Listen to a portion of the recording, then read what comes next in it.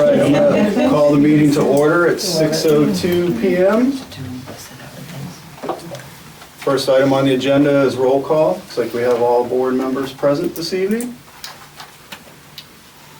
Third item on the agenda is need to elect a new chair and/or vice chair, and therefore I'm going to start off by asking for a nomination for the chair. I would like to nominate Michelle Lewis for chair. Second. Second by Jeff. Up for discussion. Is Michelle interested? Okay.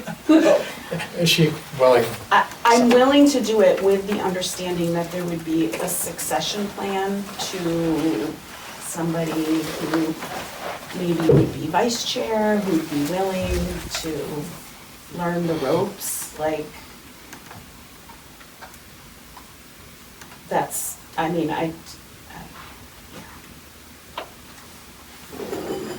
What's your time frame for that?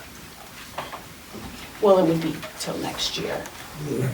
So you would like the transition to happen well, at 1 year's time?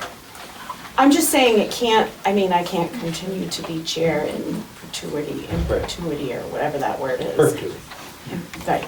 So, I mean, I just think we have to think about kind of how we do that, and even before me, it was Sean for a number of years, so it's not like Sean hasn't done his time stuff. So that's all I'm saying is I think we need to think about who else might want to, or might, let me rephrase, might be willing.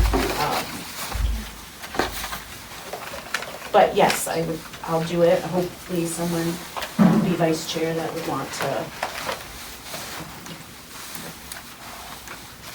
perhaps step into it next year. I mean, they don't have to commit now, but. So that would bring us to the vice chair nomination. Is there any more discussion on the chair? Okay, I have a nomination from Randy, a second from Jeff. All those in favor? Aye. Welcome back, Michelle. Meeting's all yours. Oh, yeah. I'm like, Unless you'd like me to keep going. Okay, entertain a motion or a nomination for vice chair. Make a motion to nominate Jill Smith for vice chair. Second. Jill, are you willing? Yeah, I'm willing. Any other discussion?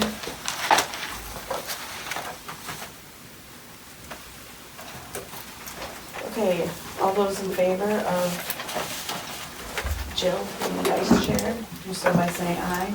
Aye. Opposed? Motion carries. Okay. Jill, you want to take it away? No, I'm kidding. I'll be studying it. Oh, yeah. All right, next up is review and approval of the March 12th meeting minutes.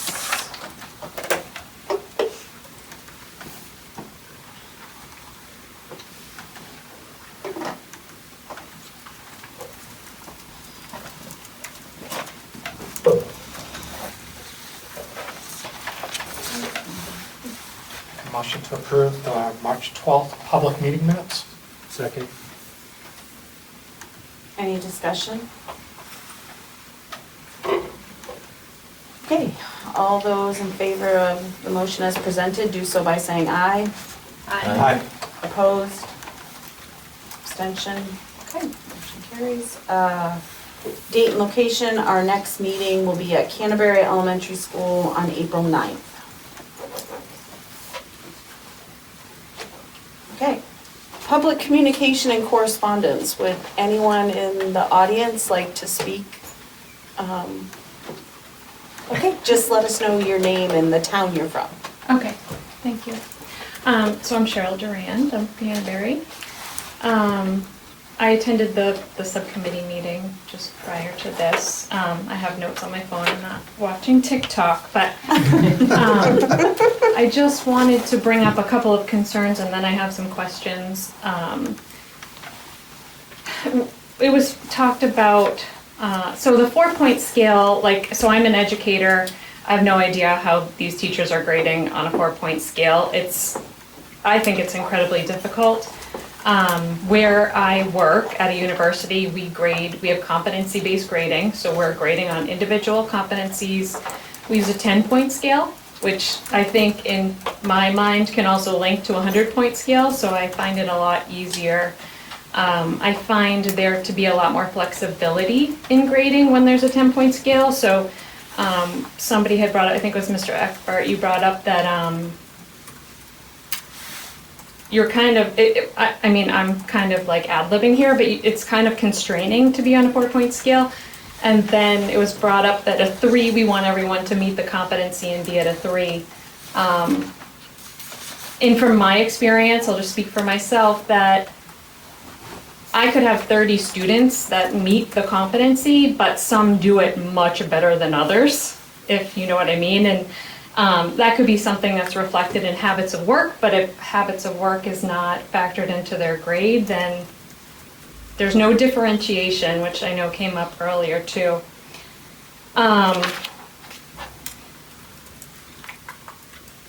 So I think just having a bigger scale would provide more flexibility. That's just sort of an opinion that I have.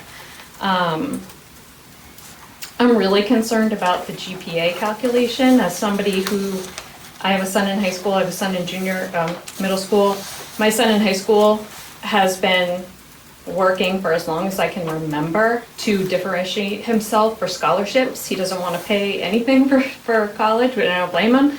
I'm still paying for mine. And I don't want him to be at a disadvantage. I mean, he's got a lot of anxiety. He thinks about it every day. Like, what else can I do to make myself, stand out for scholarships? So that's concerning to me. I'm hoping that GPA calculation gets addressed. And then just with regards to the grading policy, one, I'm wondering if parents are going to get to see it so that we can comment on before it gets approved, and 2, because I haven't seen a copy and I looked on the website, didn't see one there. And 2, is there going to be like an assessment plan for this new grading policy? Like how are you going to know that it works or that it's working?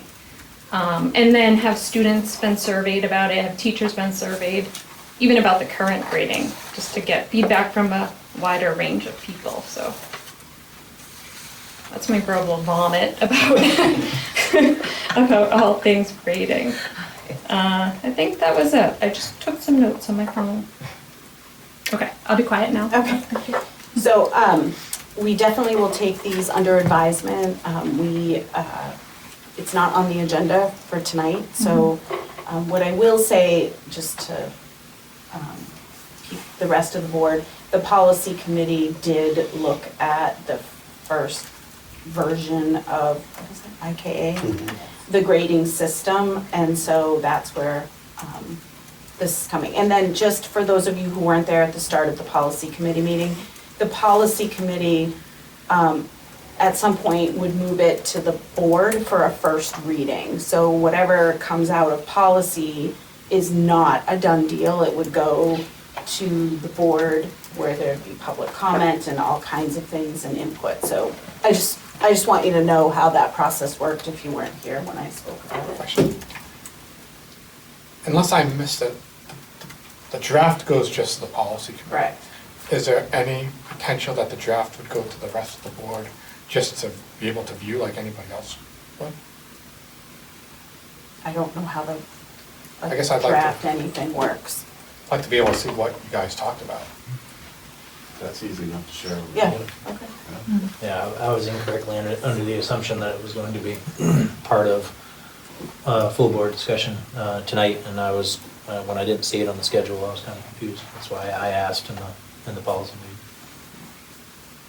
So the process is because it's a policy IKA, it would stay in policy. Our next steps for policy is that we've asked to meet with the teachers.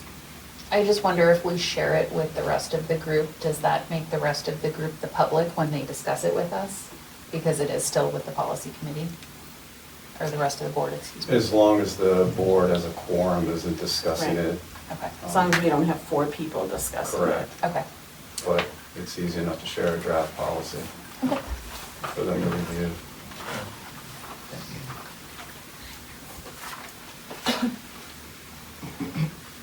Okay, anyone else, public, okay, Lisa? Yes, Lisa over at Belmont. I just had it's again about the policy, but it's the policy about the bad debt thing. Just a question. Where I teach, we have a social worker, community to home to school liaison, that if it gets bad debt, you can't reach out to, you can't get the people through email and paying and what have you, that liaison could be asked to go to the school, bring the actual paper for, if you want to sign up for this. Don't know if we do that here at Shaker Regional, that's all. We do. Just an idea. We do employ a Okay. social worker to help us. Okay, that's all I Thank was you. wondering. Thank you. Anyone else? Yep. Yeah. Hi, Amanda LeBlanc, Belmont. I wrote it down because I didn't want to forget anything. I'm here tonight because I'm concerned about some questions that were posed and answered, questions that were posed and answers that were given regarding the grading practices at the last board meeting. The minutes reflect that a student was asked why they think so many students are failing their classes at BHS. And the quote was, "Some of the failing math classes are with teachers that are new this year." So a lot of things about this exchange are troubling to me. First, I don't think any one person, especially a student, should be tasked with the responsibility of answering such a loaded question, particularly in this type of forum. And second, it opens up the door to placing blame. Learning, success, and failure can't be explained with just one reason. Learning is a puzzle with dozens of pieces, and the teacher is only one piece. The parent is a piece, the student is a piece. Homework completion, attendance, and effort are pieces. My daughter is currently taking Algebra 2 with one of these new math teachers, and she is experiencing incredible success. I check Empower on a weekly basis, which every family in the district can do. Parents don't have to wait until the progress report comes out to inform themselves about their child's progress. But I also understand that this is my experience and my anecdote, and shouldn't be used to represent the whole. No one anecdote should, nor should some anecdotes. In closing, as the board continues to discuss grading and curriculum, I ask members to keep this in mind. Empower learning targets, not grading homework, revising assessments, and only using summative work to count towards the final grade were put into place roughly 10 years ago by two people who don't even work here anymore. To say that they enjoyed an early departure is being kind on my part. Those of us who stayed and those of us who came in after the fact are trying their best to navigate these waters. I'm thrilled that we're having conversations at various levels to see what can be improved. It is my hope that we can just be more supportive of each other as we do so. Thank you. Anyone else? Okay. Say something. As a resident I Canterbury? guess so. Or no, in response to the superintendent. I don't know if that qualifies as a resident or not. Well, there shouldn't be back and forth between commentary, no. But I could put Kate in as a resident. Right, but she would need to address the board, so if you would like to have public comment to address to the board, but not to another member of the public. Yes. Is my. Okay. So if you would like to have public comment as a resident of Canterbury. Sure, okay. Yes, so I'm Kate McDonald, I live in Canterbury. And after the last board meeting, after those discussions we had, I was thinking about it. And one of my sort of things that I thought about more was that question that I was asked and my response to it. And while I was sort of trying to think about it as just this is what I observe, I'm really glad that that comment was made because that was something I wanted to say was that I do not wish to put blame on anyone. It is certainly not any individual person's fault. There are a lot of factors that go into it, and the fact that we're seeing that with math and sort of new teachers is just a general observation, and it's not specific to any one teacher or any one student. But I'm glad that that was brought up because it is a pattern that students have observed, so it's something to look at, but certainly not to put blame on anyone. Okay. Thank you. Yes. I'm just just thankful that we have people in the crowd and for public in our board meeting, so appreciate everyone coming out. It's very rare that we have this number of people at our board meetings. Thank you.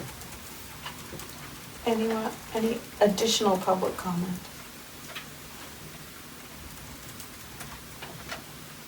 Okay, thank you.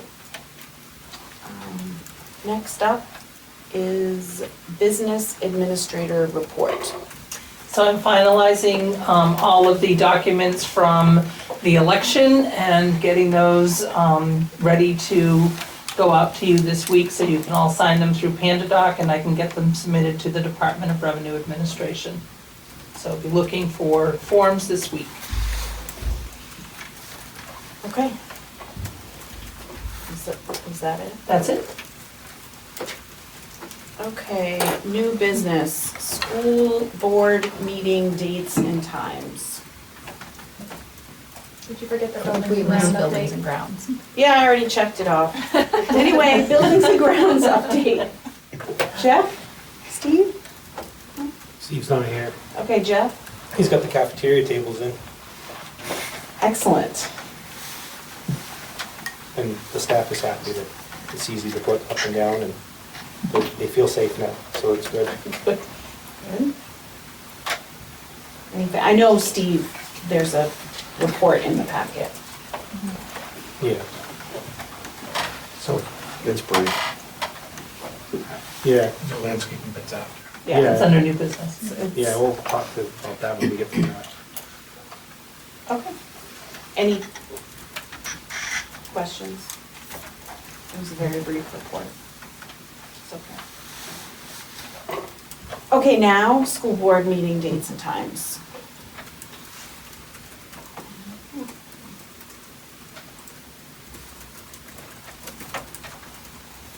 Did we, I did not do this, did we check these to make sure, you know how we had a couple that were, Yes. They fall on the second, fourth Tuesday yes, of each month. there were a couple that weren't on the Yeah. second and fourth, so it threw us off last time. Multiple eyes on it.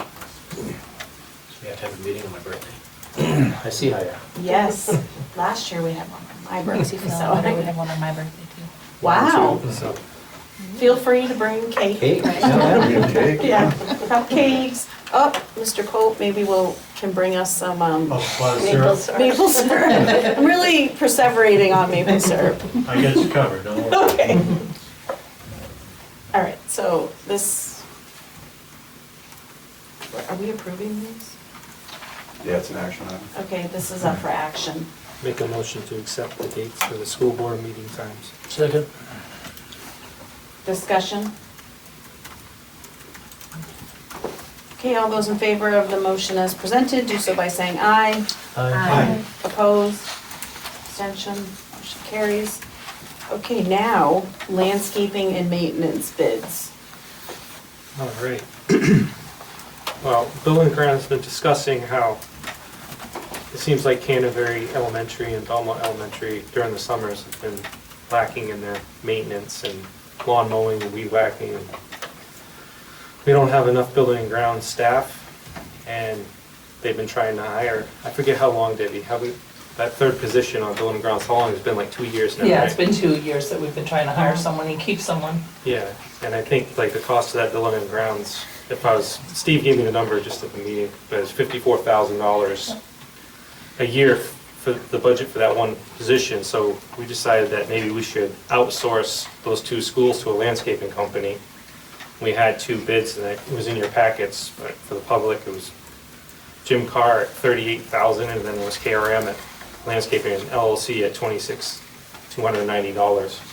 And it's a 3-year contract, and they only really go up like $300 or $400 over the course of 3 years. And They're gonna take care of everything, and we'll have a saving coming into budget time. I don't have the exact number in front of me, but it's gonna be roughly 23,000 or 24,000. So we're saving money, and we're gonna get everything done that hasn't been done in the last couple summers.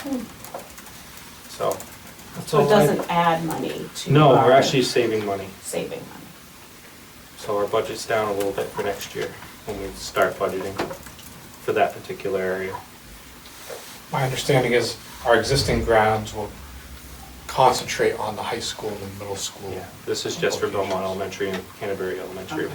So they would have dedicated. Yeah, so, like last year, sometimes they said, you know, I've talked to Steve before this meeting we just had, but he said sometimes they skip almost like a whole full week and not go for almost a week and a half, 2 weeks. Because they were so understaffed, because you have to keep the athletic fields, like Bryant Field and the high school good for summer programs, so this will take care of it. And it starts as soon as the grass is able to be mowed or weed whacked, that's when they start. And as soon as the first frost, I'm understanding, the grass is growing no longer, they'll be done. So, could be anywhere from April to November, so. Yeah. But they will take care of it. This is up for action. That's up for action. I'll make a motion to, oh, no, I guess we gotta discuss.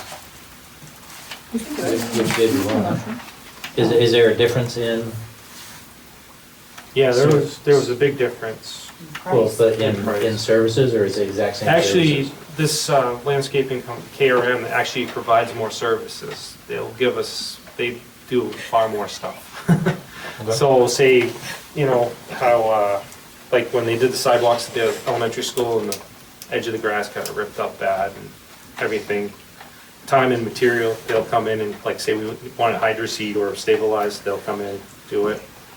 So they'll still have to mow everything, but what I believe is he'll come in kind of at a quality price. I am making an assumption that the extra services they can provide, which they're more than willing to do, It's time that's and an material. added cost. Yeah, it's an added cost, but it's time and material. This is just covering It's just mowing and weed whacking. Yeah, they'll Right. do whatever we want, but other stuff is added. But Steve told me he looked at the hourly rates for what, if they came and provided a service, and it still would be cheaper than contracting someone else to come and fix it out. But we specified in what we sent out for the services, so they both bid on the exact same services. Okay. Well, then I'll make a motion to accept the KRM Landscaping LLC bid of, well, year 1, 2, and 3 at $26,290, $27,080, and $27,890. Second. Yep. Any additional discussion? All those in favor of the motion as presented, do so by saying aye. Opposed, abstention, motion carries. Okay, next up is the CES fifth grade for the 2024-2025 school year, so the next school year. Yeah, I just wanted to inform the board that Mrs. Chubb had polled the current fourth grade families to see who was planning to continue on fifth grade at CES or to move to the middle school. And all 16 of our students that are in fourth grade are going to be going to the middle school next year, which leaves us with 0 students for fifth grade. So we're looking to potentially not fill that position for the 24-25 school year. Only for the 24-25 school year, That's correct? specific to 24-25. Because there are no students. We don't have a fifth grade class. I just wanted to make sure that this was not going to be going forward. It was just for this next school year. Just for the 24-25. We'll have that discussion closer we get to. So could that teacher be repurposed? Because I know the lower grades, those are big classes. They're currently split in two, I believe, in kindergarten and first, and then they came back together for second. But those, I believe it's like 20 kids. Is there a possibility to utilize that teacher to keep those classes separate for an additional year? So we actually, we're looking at some fairly small class sizes at CES next year. Your third grade would be at 20, your fourth grade's at 9. Grade 1 and K right now are at 11 and 10, and we only have 10 students registered for kindergarten. Nice. So we have some small class sizes, not to mention we also have a vacancy in the CES where the current teacher could fill. So the third grade class could potentially be split in two. But 20 seems like a lot for one teacher, Potentially. 20 is pretty common. for average teacher. So, Sorry, I'm looking at this. I was gonna say, we all know that. like, so, bunch of teachers the- here. we wouldn't be cutting a teacher. I mean, we wouldn't be filling the fifth grade position. So like, here's my, I've heard nothing but absolutely wonderful things about this fifth grade teacher.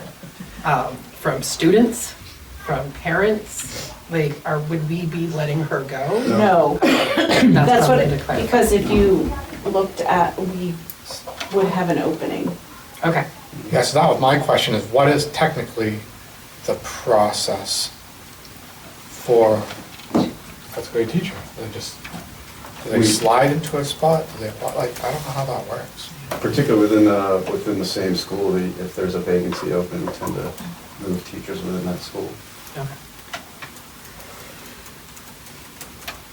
It should be all set. All right. So it's not a reduction in force, it's a reset.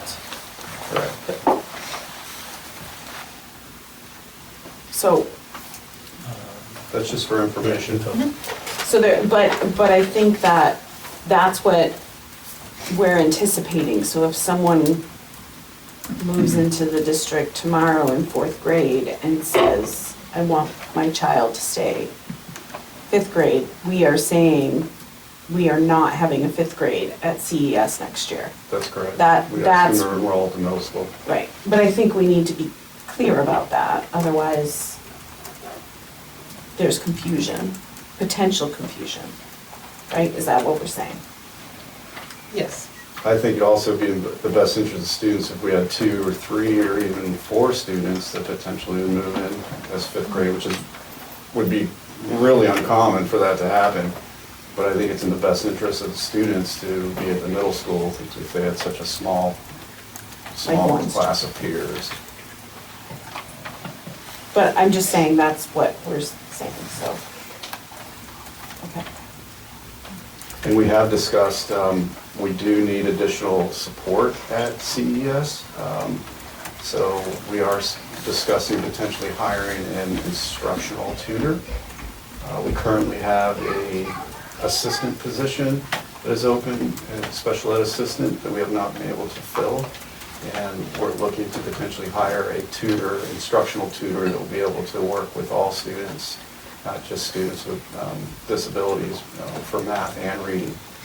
So we're looking to move in that direction because we would probably be able to fill a tutor position because it has a differential in pay. I do think that in any communication that does go out to CES parents, we do need to be very, very clear that this is just for this year, because I can see that Correct. potentially causing a panic. Yeah, we would. All right. Okay. Next up is the volunteer list. Make a motion to volunteer list with a noted exception. Second. Any discussion?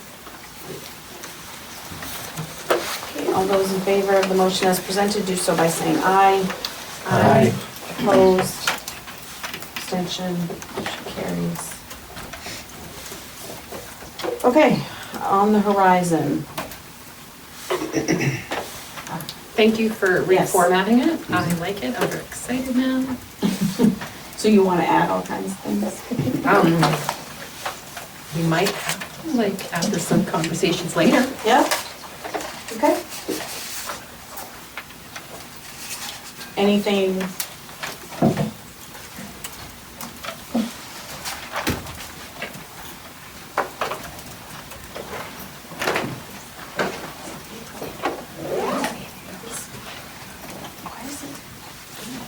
Busy on the ground, busy in June, huh?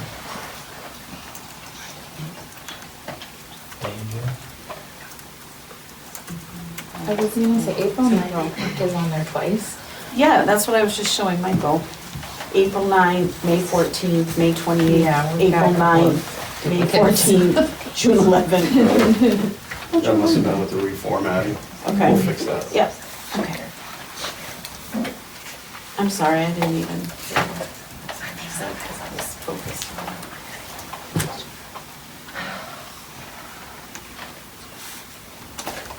Okay. I have one thing, looking at September and October. So when we met with Canterbury town officials, we had talked about bringing them in as we like kind of were more of an idea of a budget that we Budget. would have. I know we start budget development in October, so should we try and move those two? Because I'm assuming Belmont town officials would benefit from the same. Discussion.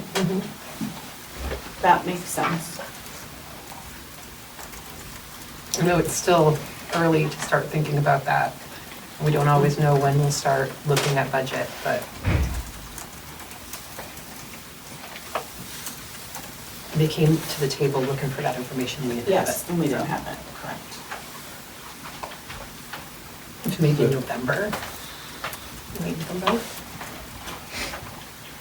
You mean bump them out, because we have Belmont town officials in September and Canterbury town officials in October. Yeah. So Right. bump them out to November. Well, just because they were wanting to know more about the budget, and we didn't have it. That was their main Then- focus, so it might just be more beneficial to have those meetings later when we have more information to give them.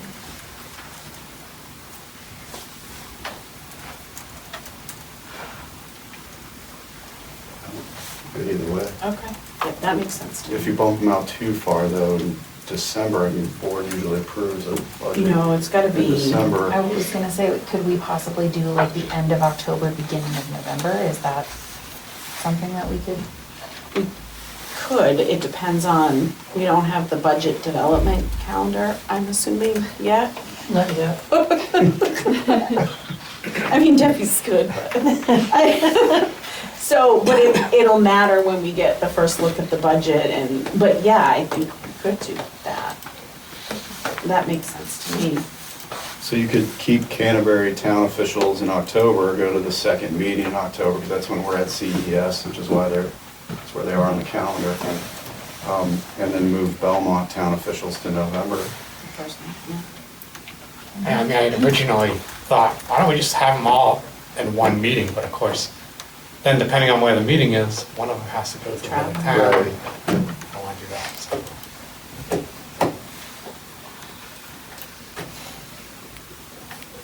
Anything else? Do you think there'd be opposition to that, Sean? What's that? Do you think there'd be opposition to that?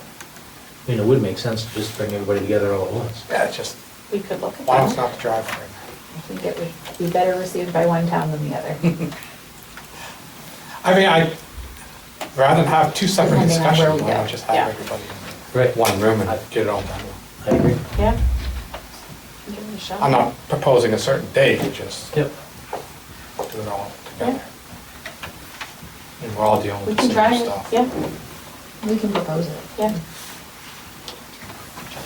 So where would you like to Oh, move that? Where we want to have that conversation a little further down the line? Yeah, I think we need to know. Well, I don't know. Flip a coin? What? Down on our agenda?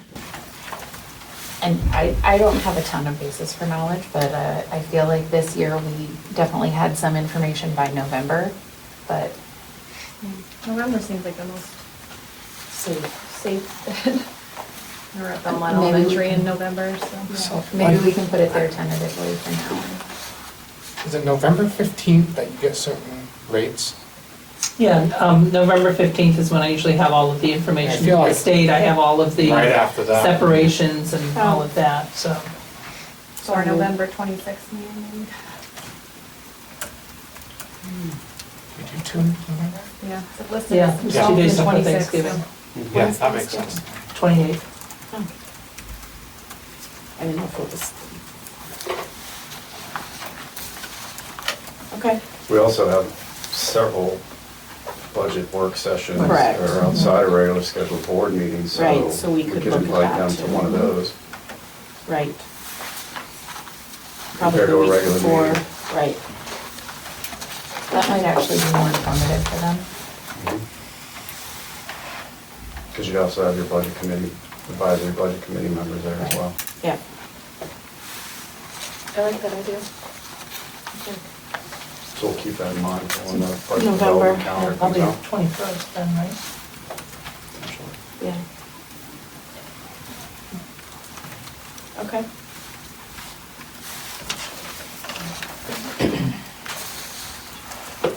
Okay. Debrief from the overall budget process.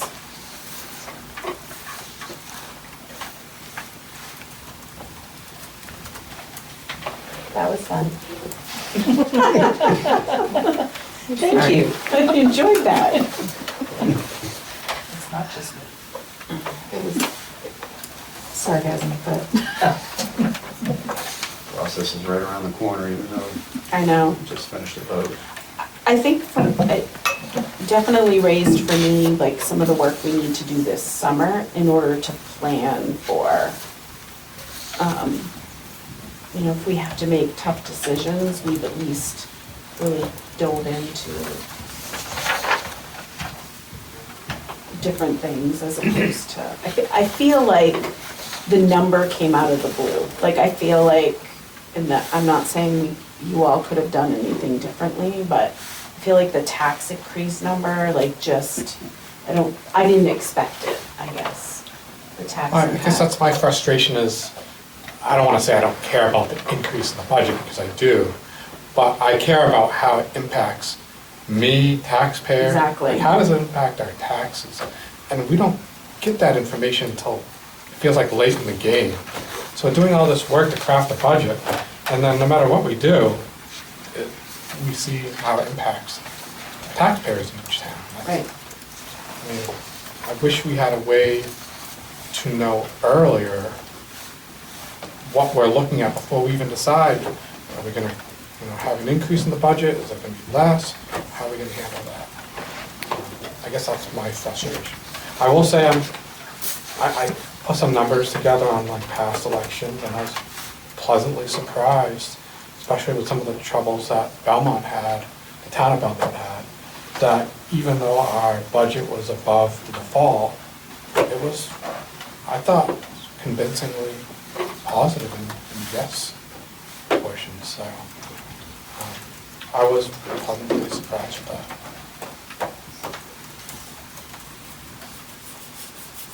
And as for knowing those tax impacts, we're subject to I know. getting our estimated revenues, which don't come until November. So that's what's tough, right, November?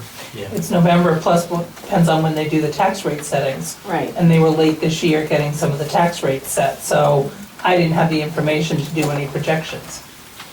No, and I mean, I understand that, it just, even if we had had a zero budget, the impact on the taxes for both communities, but particularly Canterbury, was significant. So it makes it really hard to, Don't some communities do a later vote? They don't do it in March? Yeah, we're tied to those dates as a SB2 school district. Okay. So one of the things that I was struggling with was like trying to figure out why the tax rate was such a significant jump. And so I took the books from, the public hearing books from this year and last year, and I was comparing them. And when you look at what the towns actually voted on for the previous year, the tax rate was much higher. It wouldn't have been that significant of a jump. But the actuals, due to the amounts that we returned, et cetera, brought it down. And I think that one of the things that's important for people to see when we kind of go into these is I think we need to do a better job of wrapping up the previous year and say, this is what we thought it would be, this is what it actually was. Because the difference wasn't really that much. It was only because we had returned so much. Yeah. And I think we touch on what we return, But it's not. 3/4 Right. into it. It's like- Because we never see it. We all approved the tax rate the other day, or a couple weeks ago. We don't see that again. It comes December, we look at our tax bills, you don't see that amount there. So I think that's one of the things that's important to include in our messaging, is almost like a wrap-up of the previous year. We thought the budget was gonna be this, the tax rate was this, it ended up being this, like this is where we're going forward. Right. So you do have that option when we go into your estimated revenues to determine that estimate for your tax impact, because we always do that fund balance as a zero. You know, so if we were to anticipate even say $500,000, you're gonna have less of a tax rate impact than zero. So every year when we go in and we do those estimated revenues, let's say we gave the $1.3 million back, it shows we put that in as zero as an estimated revenue, because we don't know what that fund balance is gonna be. So you do have the capability of adjusting that number, but it's still an estimate. Right. I could see like at the public hearing, Yeah. actually literally starting, the first slide is actually about last year. It's not, the budget's going up by 1.9%. Because the budget didn't go up that much, but the jumps in the tax rates just seemed so significant that I think no one noticed that the budgets really didn't go up that much. Right. It wasn't the thing that everyone was talking about. I like that idea. Michael always telling us that, you know, he's the CEO and we're the board. And, you know, when you look at your shareholders, you wrap up your year. You talk about what happened, you go through your financials, what the actual cost was. So that's what made me think about it. Let's do it. Yeah. Makes sense.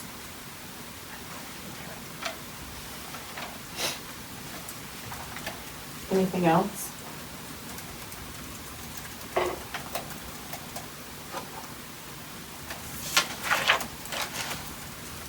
Okay, next up is findings and recommendations for the Canterbury Withdrawal Study Committee Minority Report. I think Michael has some updates.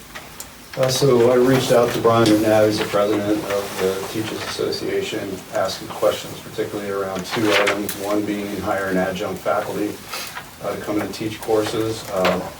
That was a really solid no in the sense of that is hiring somebody to do a collective bargaining member's job. So I personally feel that could be green and they would win that by all means, but there's an answer to that. It was very definitive, if you will. As for offering incentives and/or additional time off for teachers that are exploring, you know, additional courses that they might offer, that causes problems for a couple reasons. One being that we currently struggle getting substitutes right now when we have teachers that are out. So who covers those courses when the teachers potentially would get additional days off? And as for incentives, what does that look like? We currently have teachers, if they're interested in teaching a course and it's available, they can put it into a class schedule or a program of studies. They can get creative and generate a new course, and we've seen that over the past several years. So that's the information I have at this point on those two items. Yeah. I know I had the action item of looking into the communications position, specifically working with Oyster River to see what I can find out. So I'm meeting with their communications director Friday. What I did find out is how this position got started was a member of their community who was an expert in communications, that was their job, had volunteered to be on the superintendent's communication committee. They went through and they surveyed, I think they said over 1,500 people to get information on it. They worked towards what were the gaps in communications, what they could do better, best practices. They really put a lot of effort into this. So it wasn't just the position. It was a whole kind of process, yeah. So I didn't know if maybe as we look into our strategic direction, if we could kind of focus a piece of that on communications. Because if we're getting community members involved and teachers and everyone, like, that might be a good way to get information. Do you know how did they fund that? I'm sure they did. I should find out more when I talk to her on Friday. Okay. Great. Yeah, that's a full-time Important question. full-time funded position. That's an important question. Yeah, well, obviously the position was funded, I'm Funded, sure. right. But I mean the Yeah. pre-work. and how did they- But if we're funding a strategic direction, maybe we can add a little piece. That's a good idea. Yeah, Yeah, that community member actually just got a big award for it. That's how I found out there's an article.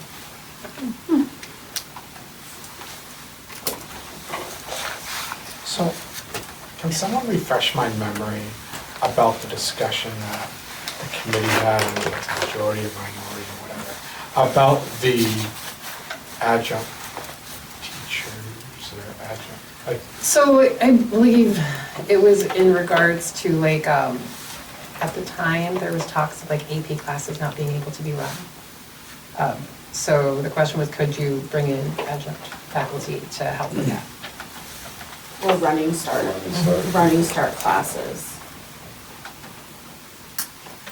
because I understand the union's position on it, but I also feel like it's not a deal breaker, it's just we have to be more creative in how we propose it, like, I don't think we're looking to. We're not looking to make a whole bunch of adjunct We're looking to people. add to our students' offerings. That's a lot different than saying, we want to cut all our teachers and just hire adjuncts. That's not what we're saying.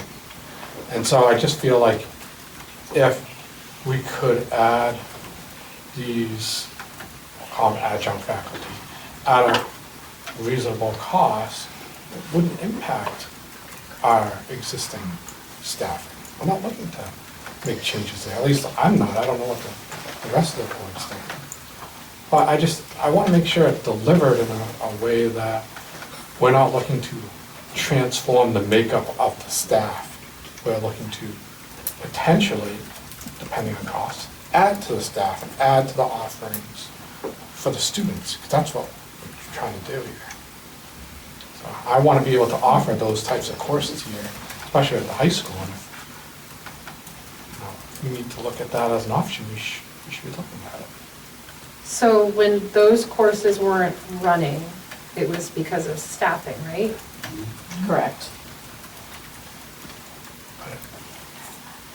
Oh, I see where you're going with this. Oh, this is a tricky one. Because are you essentially punishing the students by not allowing it if you had opportunity to do it? Yeah. Like, to Sean's point, it was never about like replacing staff, it was about, Complementing the curriculum. yeah. So in situations like that where you had extended periods, and hopefully we never have those periods of time again where we have a lot of staffing shortages.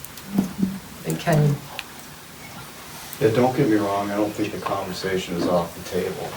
It's at first glance. So the question was posed just as it was posed from the Withdrawal Yep. Study Committee. We have a great working relationship with our association. So I don't think the conversation's off the table. And that's why we talked about incentives, because how do we expand teachers who get, I don't know if it's certified or whatever, to teach running start classes so that more could be offered, whatever that process looks like. So then that was the other piece. If we didn't, how do we continue to, so it was multiple.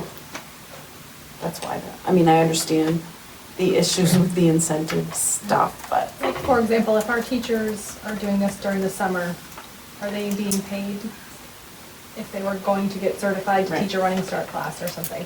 Would they be paid by the district to do so, or like, would that be on their own? We pay for their certification, But what about their time?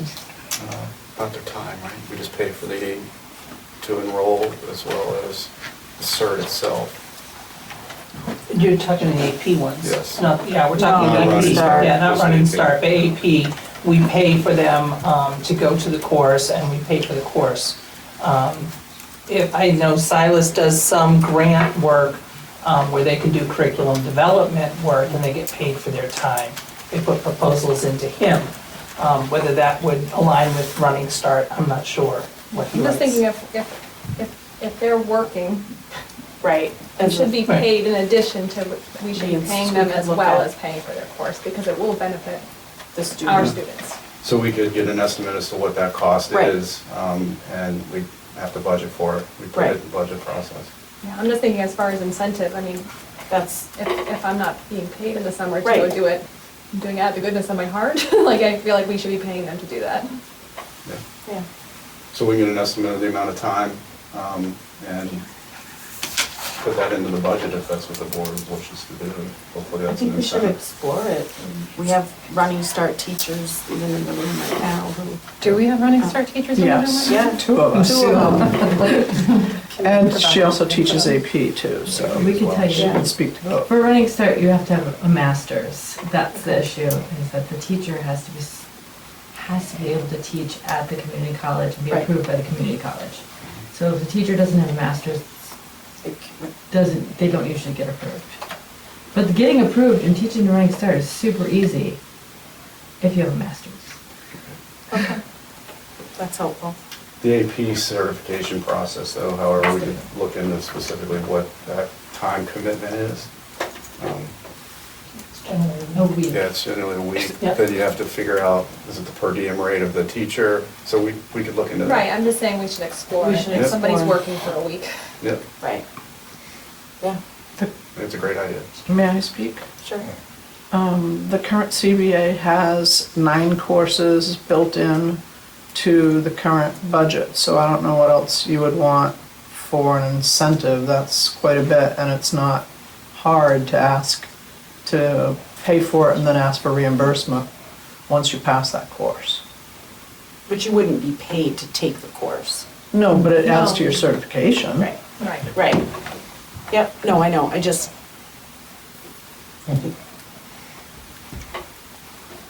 And we prepay depending on when you take it. Yeah, I think it's a great idea, pay them for their time, set the budget for it.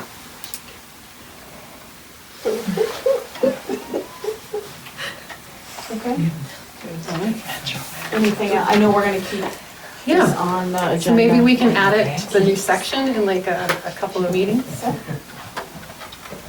Yes.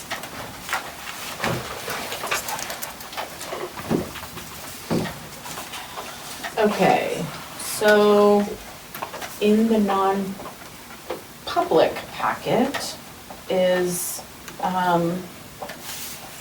teacher nominations.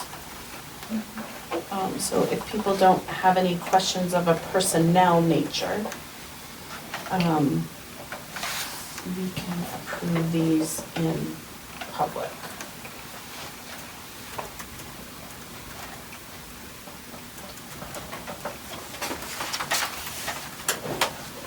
Make a motion to accept the teacher nominations for 2024 and 2025.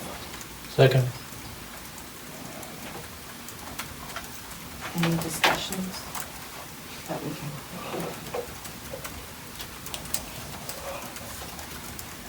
Okay, all those in favor of the motion as presented, do so by saying aye. Aye. Opposed? I'll stay.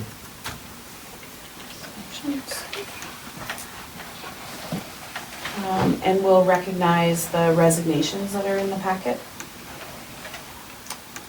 And for the resignations, not right this very second, but at the end of the school year. And there's a nomination in your packet for Director of Information Technology to begin July 1. So Michael and Debbie will continue to be co-Director of Information Technology until the end of the school year. If people don't have questions of a personnel nature, we can approve this in public. Make a motion to accept the nomination for Director of Information Technology. Second. Any discussion? Okay, all those in favor of the motion as presented, do so by saying aye. Aye. Opposed, abstention. Thank you. Okay.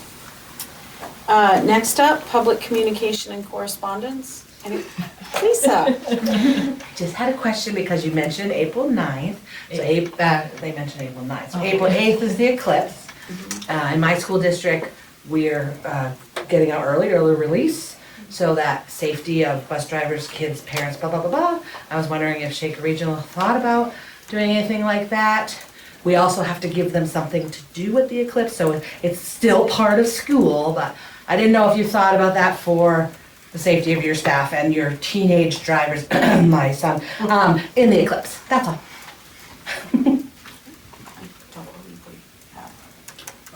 Would the board like for me to let you know what I'm thinking for that? Sure, Michael? I would like to run a regular school day on that day and give families a choice on that day as to what they are opting to do.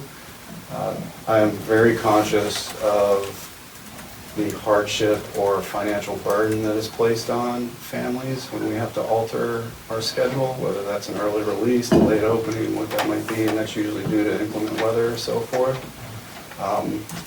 I also feel that families should be able to make a choice on the importance of the event.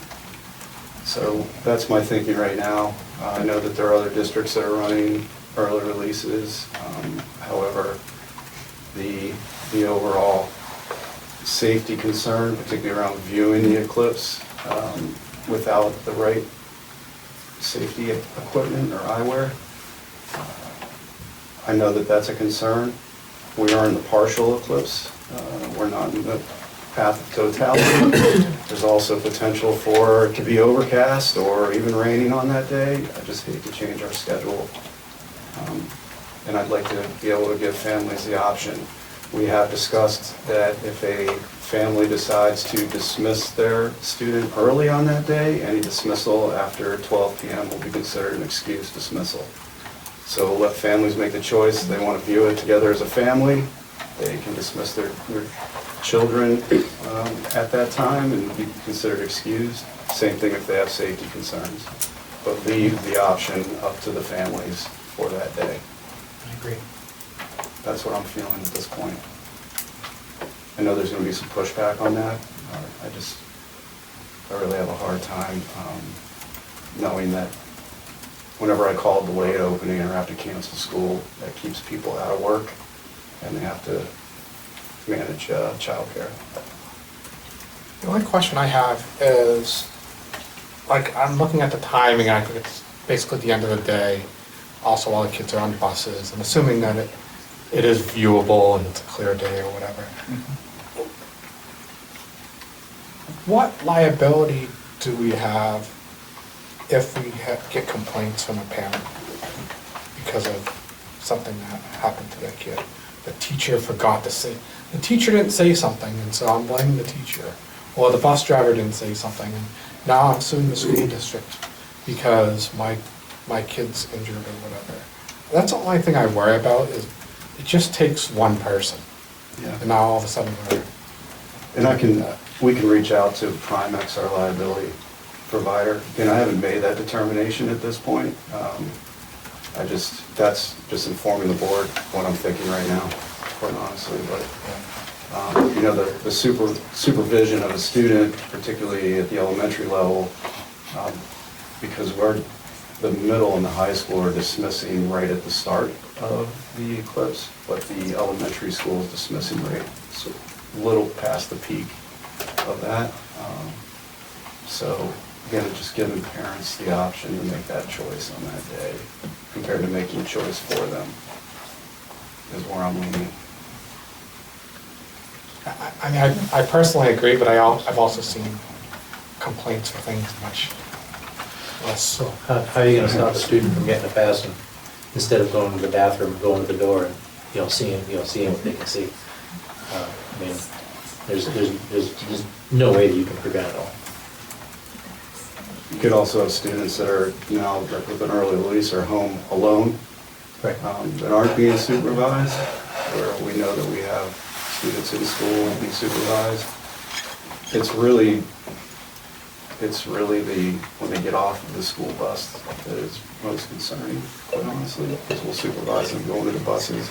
Our high school students, they're old enough to make those choices as well. But that's just where I'm leaning right now. I have a really hard time calling an early release because of the impact it could have on families, giving them a choice. Lisa, right? Yes. When you asked the question about safety, was Yes. the intent of children looking at it or of them getting off buses and driving in the dark? Mine was the 16,000 people that are coming to New Hampshire to see it, and. There's like 60,000. 60,000. That's what they're estimating. So the other people who are like, and my son driving, that, on the road or what have you, I mean, that's my concern, that was my first safety. So, and I just didn't know what we were going to do. I understand Mr. Tercey's, what he's saying, because you can never make the right choice. As a superintendent, I know that 100%. It's just the thought that I didn't know if you had, because I hadn't heard anything about it, so, and it's big, I mean, that's the big thing right now, so, that's all. So my safety, it's the other people, I worry more about the other people. Cutting off I think buses. having it excused is a good, Yeah, thank you. that'll help parents make a If decision. that helps, yeah.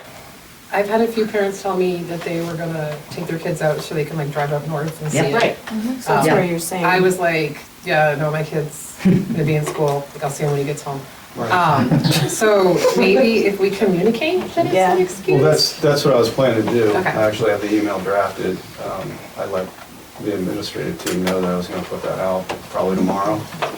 But I want to give families that choice by all means, and I think it's really important that we do that compared to making the choice for them. As for it getting dark, it's not going to get dark in Belmont or Canterbury because we're on the partial side of the eclipse, so it'll look overcast compared to being dark and cold. You're only going to get the darkness when you're in the path of totality, which is up in Cohoes County. Probably gonna snow that day anyway. And that's the kicker. Mr. You call Weatherman. an early release, establish an early release, and then we have snow on that day. It's almost like a reverse snow call. If it was clear, that's when you'd be concerned, potentially, or when it's cloudy and overcast or rainy and snowy, you have no concerns at all. It's definitely another decision that I've never had to make as a superintendent, but making it now and letting families have a choice on that day. And other public comment? Okay, seeing none. We do have a request in non-public, so I would need a motion to go into non-public.